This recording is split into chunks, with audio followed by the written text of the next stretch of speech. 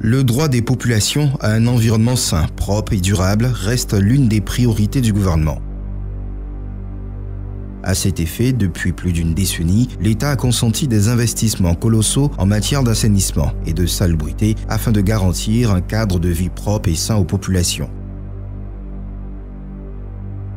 La construction de nouveaux ouvrages d'assainissement, la réhabilitation des ouvrages déjà fonctionnels, la mise en fonction de services modernes de collecte et de gestion des ordures ménagères, les campagnes nationales de sensibilisation et d'implication citoyenne à la problématique de la salubrité.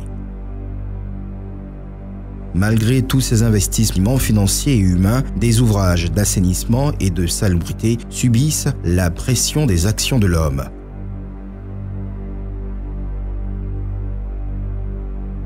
L'incivisme des populations sur ces ouvrages est récurrent dans tout le district.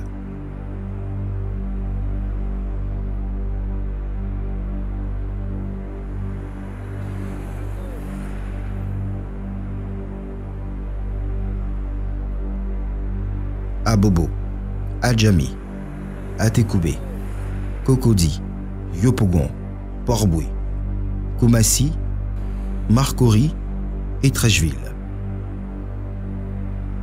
Le constat est le même, une perte des valeurs civiques, les populations jettent sans état d'âme les déchets dans les rues, de nombreux tas d'immondices, des points de collecte transformés en dépôts sauvages. Les populations sortent leurs ordures en faisant fi des heures de passage de collecte des opérateurs. Des bacs à ordures vides, avec pour voisins immédiats des ordures. Des caniveaux bouchés essentiellement par des déchets plastiques. Des maisons installées dans des zones à risque prêtes à s'écrouler à la première pluie.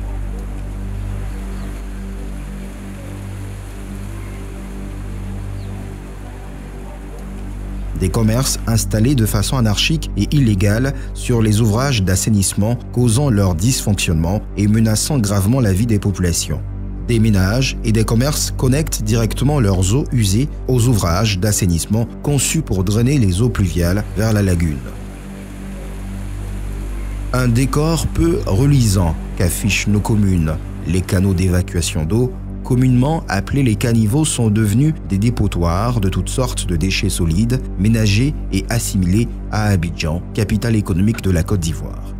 S'il est admis que les populations ont droit à un environnement sain, propre et de qualité, il va sans dire qu'elles ont également le devoir de le protéger et de le garder propre dès à présent et pour les générations futures, parce que un cadre de vie propre est synonyme de qualité de vie, de santé, d'économie en matière de dépenses de santé, de développement de l'économie touristique.